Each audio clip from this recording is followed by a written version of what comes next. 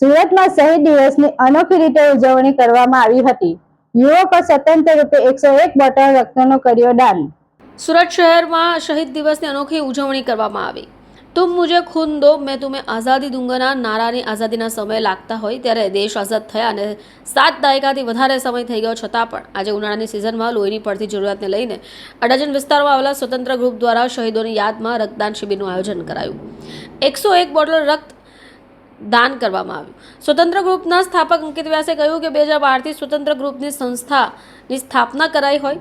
Engineering કરતા વિદ્યાર્થીઓ દ્વારા આ ગ્રુપની સ્થાપના થઈ હતી અને અત્યાર સુધીમાં રક્તદાન કેમ્પ દર વર્ષે આયોજિત કરવામાં આવે છે।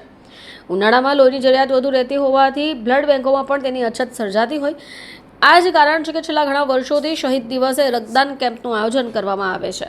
અંકિત વ્યાસ છે। આજે 23 માર્ચ 2025ના રોજ હટકેશ્વર મહાદેવની વાડી અડાજણ ગામ ખાતે સ્વતંત્ર ગ્રુપ દ્વારા રક્તદાન શિબિરનું આયોજન કરેલું છે।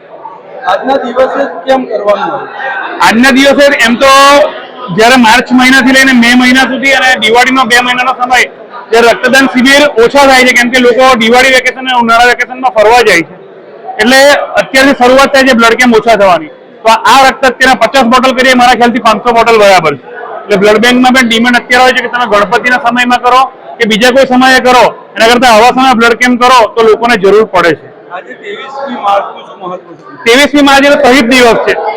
શહીદ દિવસ જ્યારે આપણા આઝાદીની લડત માટે જ્યારે જુવાની શહીદ ભગતસિંહ, સુખદેવ અને રાજગુરુએ પોતાનો પ્રાણ ન્યોછાવર કર્યો દેશની આઝાદી માટે।